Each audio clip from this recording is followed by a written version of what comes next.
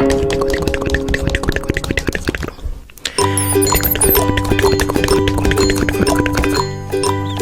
got a patchwork blanket where my patchwork pals will play. They keep me safe at night and keep me up